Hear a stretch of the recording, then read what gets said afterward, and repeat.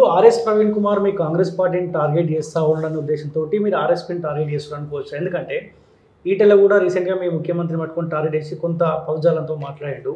ఎంబడే కాళేశ్వరం విషయంలో ఈటెల రాజేందర్కి నోటీసులు ఇచ్చారు. మళ్ళీ at the same time RS Praveen Kumar కూడా నోటీసులు పోతాయి అన్నమాట మీరు స్టార్టింగ్లో అన్నారు. అంటే రేవంత్ రెడ్డిని టార్గెట్ చేస్తే మీరు రివర్స్ టార్గెట్ చేస్తున్నారు. ఆర్ఎస్ ప్రవీణ్ కుమార్ పైన ఉల్లంఘనలు అన్ని ఇన్ని కాదు. నేను 2017లో నేను ఫిర్యాదు చేసిన ఆధారాలతో సహా ఫిర్యాదు చేసిన. ఎక్కడ వాటి విచారణ జరపాలన్నా కానీ ఆ ప్రభుత్వం విచారణ జరపలేదు. కానీ ఇప్పుడు ఆ ఆడిట్ అనేది 2017 నుంచి మొదలు పెడితే అంటే ఈ ప్రభుత్వం వచ్చిన తర్వాత ఏం జరిగిందని లెక్క పెడితే క్లియర్ గా ఉల్లంఘనలు ఉన్నాయి, స్పష్టంగా కనపడుతున్నాయి. తమ్ముంటే ఎక్కడైనా పోందా ప్రపంచంలో ఎక్కడైనా చేపిద్దాం, ఆడిట్ వేరే రాష్ట్రంలో చేపిద్దాం, లేకపోతే జ్యుడిషియరీ ఎంక్వైరీ కాళేశ్వరం కమిషన్ వేసినట్టు వేపిద్దాం, 3 నెలలు 4 నెలల్లో తేల్చబందాం. అట్లయినా తేడతెల్లమైంది. అందుకే అంటగా లంగతనం దొంగతనం ఆగదు. ఆర్ఎస్ ప్రవీణ్ కుమార్ గురుకులాల పిల్లల పేరు చెప్పి లంగతనం దొంగతనం చేసింది కాబట్టి ఈరోజు బయటకు వస్తుంది. లేకపోతే ఆయనకి అంతా ఎక్కడి నుంచి వచ్చింది? పార్టీలు పెట్టి ఇంత పెట్టి అవన్నీ చేసే హడావుడి చేయటం ఆయనకి వచ్చిందంట. అత్త చెట్టుకు అత్త పేరు చెప్పి అత్త సొమ్ము అల్లుడు అని చెప్పి గురుకులాల సొమ్ము మొత్తం కూడా ఈయన సొంత డబ్బులు లెక్క ఇష్టం వచ్చినట్టు ఆయన రాజకీయాల కోసం వాటి కోసం ప్రైవేట్ సైన్యం కోసం తయారు చేసిండు. కళ్ళ ముందు కనపడుతుంది. ఇవన్నీ ఆ దమ్ముంటే చెప్పమని అందుకే రాజకీయ ముసుగేసిండు. వీటి నుంచి బయటపడటం కోసమే అప్పుడు కేసీఆర్ బీజేపీ కూడా కలిసి చెప్పింది కదా, బీజేపీ వాళ్ళు చర్య తీసుకోకుండా నేను కాంగ్రెస్ పార్టీని ఓడిస్తా, మీకు నాకు లాభం, నేనుంటే నయం, నేనన్నా గెలుస్తారని మీరన్నా గెలుస్తారని చెప్పి ఆర్ఎస్ ప్రవీణ్ కుమార్ అంటే పావుని ఒక సెకండ్ లెక్క పెట్టిండు. అక్కడ కళ్ళ ముందు కనపడుతుంది. అక్కడ ఒకవేళ ఆర్ఎస్ ప్రవీణ్ కుమార్ అవినీతికి పాల్పడితే అక్రమాలకు పాల్పడితే సార్ అధికార పార్టీ పోతే కాస్త సేఫ్గా ఉంటా అని చెప్పి కాంగ్రెస్ పార్టీలకు వచ్చే అవకాశం ఉంటుండే కదా. నో కాంగ్రెస్ పార్టీలో రాడు, కేసీఆర్ ఊరుకోడు కదా. కాంగ్రెస్ పార్టీ రాడు ఆయన. కాంగ్రెస్ పార్టీకి వస్తే మళ్ళీ భయం కదా, మళ్ళీ ఇవన్నీ ఇంకా బయట కాంగ్రెస్ అడుగుతుంది కదా, చూపిస్తుంది కదా. ఎవరు అధికారం వచ్చినా సరే విచారణ జరుగుతుంది. ఇప్పుడు మీ పార్టీ జరుగుతాయి బరాబర్ బయటపడుతుంది. చట్టం అందరం ఎవరైనా మా పార్టీలో చేరినంత మాత్రం విచారణ అవుతుందా? విచారణ బరాబర్ ఎదుర్కోవాల్సిందే, చట్టాన్ని ఎదుర్కోవాల్సిందే. కాబట్టి ఆర్ఎస్ ప్రవీణ్ కుమార్ ఇప్పుడు కూడా కేసీఆర్ మనిషి కాబట్టి ఆయన అక్కడికే పోయిండు, ఆ గూట్లోనే చేరిండు. కాంగ్రెస్ పార్టీలో రాలేదు. ఎందుకు రాలేదంటే రేపు అక్కడ ఉండి నన్ను కక్షపూరితంగా వ్యవహరిస్తుంది కాంగ్రెస్ ప్రభుత్వం అని అంటారు కదా. రేవంత్ రెడ్డి ఊరుకోడు, తప్పకుండా ఎవడు తప్పు చేసి తమ్ముడైనా ఊరుకోడు రేవంత్ రెడ్డి. కాబట్టి ఈ దృష్టిలో పెట్టుకునే ముందు జాగ్రత్తగా పోయి అక్కడ దాడి చేయాలా. తర్వాత ఎస్సీలు అంటే తన వర్గం తను ఉన్నారు కదా అనేది ఊహించుకొని నా వైపు వస్తారు అని ఎంపీనే గెలవలేదు, మల్లూరు మీద గెలవలేదేనా? అట్లుంటుందా? ఇప్పుడు కులాలకు ఓట్లేరు, మనిషి వ్యక్తిత్వాన్ని బట్టి పార్టీ బట్టి విధానాలు బట్టి ఓట్లేస్తారు జనాలు. ఇప్పుడు ఆయన మొన్న ప్రెస్ మీట్లో కూడా ఇప్పుడు ఎవరైతే ఐఏఎస్ అధికారి అలుగు వర్షిణి గారు వరకు ఉన్నారో ఆమె పైన కామెంట్స్ చేస్తూ ఉన్నాడు. మేమున్నప్పుడు పిల్లల్ని జాగ్రత్తగా చూసుకున్నాం, గురుకులాలు సక్రమంగా నడిచినాయి, కానీ ఇప్పుడు పిల్లలకి ఇబ్బంది పెడతా ఉన్నాడు. బాత్రూమ్స్ కూడా టాయిలెట్స్ కూడా మా పిల్లలు ఎందుకు గడుపుకుంటా ఉన్నారు? రేవంత్ రెడ్డి ఆయన టాయిలెట్ ఆయనే గడుపుకుంటా ఉన్నాడా? రాజకీయ నాయకులు వాళ్ళ టాయిలెట్ వాళ్ళే గడుపుకుంటా ఉన్నారు. ఈ తరహాలు విమర్శిస్తూ ఉన్నాడు కదా. ఇప్పుడు అట్లా మాట్లాడితే మాకు గాంధీయన్ సిద్ధాంతాలు ఉంటాయి. అంటే ఆమె అన్నది తర్వాత ఆయన వక్రీకరించారు, మాట్లాడారు. సబర్మతి ఆశ్రమం పోదాం, గాంధీ ఆశ్రమం పోతే ఎవడు తిన్న ప్లేట్ వాడే గడుపుకోవాలి, ఎవరు బాత్రూమ్ పోతే వాడే గడుపుకోవాలి. అది గాంధీయన్ సిద్ధాంతాల్లో సామాన్యంగా జీవించటం, హుందాతనం లేకుండా బతకటం అనేది నేర్పుతుంది గాంధీయన్ సిద్ధాంతం. ఆమె మాటల్ని వక్రీకరించి ఆమె అవినీతి చేసినట్టు ఆమె అవినీతి చేసి చెప్పు, నీ అవినీతిని వెలికి తీస్తుంటే తట్టుకోలేక ఆమెని బ్రాహ్మణ్ అంటున్నావు, బాపనామని చెప్పి ప్రచారం చేస్తారు, బాపనామ అంటున్నారు. ఇట్లనే ఈ విధంగా మాట్లాడతారు. తర్వాత ఆమె పిల్లల్ని కించపరి కానీ నీకన్నా నీ హయాంలో కన్నా నువ్వు అడ్మిషన్లన్నీ దొడ్డిదారులు ఇచ్చినావు, ఎవడు పడితే నీ ఇష్టం నీ వర్గం ఉండాలని ఇచ్చినావు.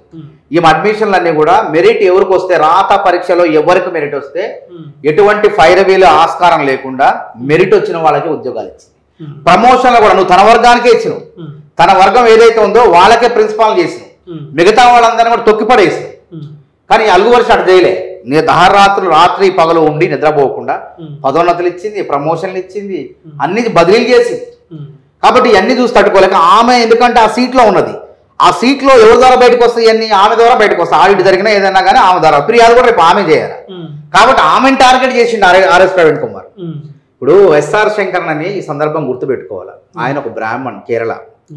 ఆయన పెళ్లి చేసుకోలేదు, జీవితాంతం దళితులు ఆదివాసీల కోసమే బతికిండు ఆయన, గిరిజనుల కోసం బతికిండు ఆయన. ఆయన చనిపోయినప్పుడు చిల్లకు ఒక ప్యాంట్ ఒక జత మాత్రమే ఉంది, అద్దె భవనంలో ఉన్నాడు, అద్దె అపార్ట్మెంట్లో ఉన్నాడు ఆయన. అట్లాంటి నిజాయితీ పరుడు గురుకులాలను తీర్చిదిద్దిండి ఆయన, పునాదులు వేసి తీర్చిదిద్ది పేద పిల్లలు చదువు ఉండాలి, దళితులకు బీసీలకి చదువు ఉండాలని చెప్పి గురుకులాలు తీర్చిదిద్దిన మహానుభావుడు. అయితే ఆయన పేరు మీదే ఏజెన్సీ పెట్టుకొని ఆయన పేరు మీద అవినీతి చేసిండు. ఎంత దుర్మార్గమైన ఆలోచన చూడండి. ఇప్పుడు సరే ఆర్ఎస్ ప్రవీణ్ కుమార్ కాసేపు అవినీతి పడడం మనం అనుకుంటే ఈయన కంటే మించిన పెద్ద పెద్ద తలకాయలు ఉన్నాయి కదా. రేపొద్దుగాల ఆర్ఎస్ ప్రవీణ్ కుమార్ని కాంగ్రెస్ పార్టీ ఏమైనా ఇబ్బందికరంగా పెడితే బహుజనుడు కాబట్టి ఇబ్బంది పెట్టింది, లేకపోతే చాలా మంది వేరే వాళ్ళు ఉన్నారు కదా, వాళ్ళు ఎందుకు కాంగ్రెస్ పార్టీ టచ్ చేయలేకపోతా ఉంది, ఒక బహుజన బిడ్డ కాబట్టి ఇబ్బందికరం. సోమేష్ కుమార్ ఎవరు? సోమేష్ కుమార్ ఎవరు అంటారు? కులాల పరంగా విచారణ ఉంటుంది ఎక్కడన్నా? ఈ చెత్త ఆలోచనలు పెద్ద పెద్ద తలకాయలు. ఇప్పుడు కేసీఆర్ నోటీసులు లేదా? రేపు రాడా 11వ తారీఖు వస్తాడు. నేను ఈటల రాజేంద్ర బీసీ చేయలేదా? చట్టం అందరికీ సమానం అనేటువంటి భావన కాంగ్రెస్ ప్రభుత్వం కలిగిస్తుంది. ఎక్కడి నుంచి కలిగిస్తుంది? అల్లు అర్జున్ విషయంలో కలిగించింది. అలా సినిమా యాజమాన్యాన్ని, బాల్కానీ థియేటర్ని, ఆ ఇన్ఛార్జుల్ని జైల్లో పెట్టినప్పుడు అల్లు అర్జున్ కూడా జైల్లో పెట్టరు. కనపడింది కదా. సరే హైకోర్టు కూడా ఉపశమనం పొందిండు. అక్కినే నాగార్జున గోల్చలేదా? చెప్పండి. పల్లంరాజు కాంగ్రెస్ నాయుడు, మాజీ కేంద్ర మంత్రి, బలమైన నాయకుడు ఆయన గోల్చలేదా? ఎవరిని వదిలిపెట్టిన చెప్పండి. చట్ట ప్రకారం నడుచుకుంటున్నాం. ఎవరు తప్పు చేస్తే వాడిపైన కేసు నమోదు కావాల్సింది.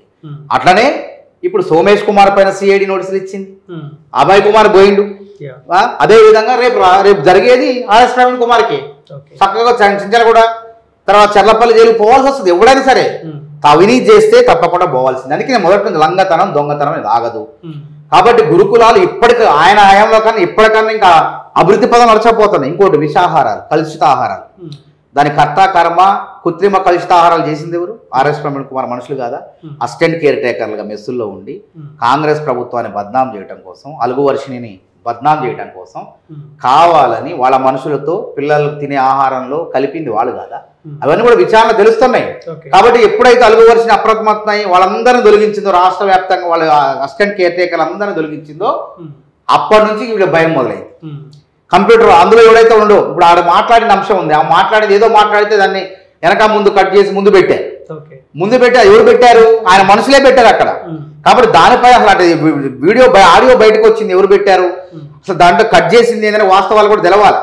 కాబట్టి ఇది గురుకులాలు అనేది పిల్లలు గతంలో ఐఏఎస్లు అయ్యారు, ఐపీఎస్లు అయ్యారు, డాక్టర్లు. ఆర్ఎస్ ప్రవీణ్ కుమార్ అప్పుడే కాదు, వివక్ష చూపిండు. పూర్ణ ఆనందులు ఇద్దరు ఎవరెస్ట్ చక్రం ఎక్కించింది కాంగ్రెస్ ప్రభుత్వం. నిధులు మంజూరు చేసింది కేసీఆర్ కాదు.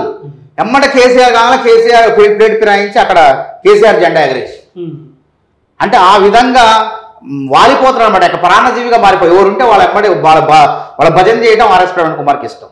మళ్ళీ వివక్షపూరితంగా పూర్ణ అని గిరిజన అమ్మాయిని తీసుకొచ్చిండు. అదే వేరే ఎస్సీలో మాల సామాజిక వర్గానికి చెందినటువంటి ఆనంద్ అనేవాడు అడిగిపోయి మీకు తెలుసు అసలు ఎక్కడ ఉండు పట్టించుకున్నారు ఆయన్ని? ఎందుకని పట్టించుకోలేదు? అధికారికి ఒక వివక్ష ఉండొచ్చా? అధికారి అనేవాడికి అందరూ సమానం, అన్ని కులాలు సమానం ఉండాలి. ప్రతిభ ఎక్కడుంటే వాళ్ళని ప్రోత్సహించాలి.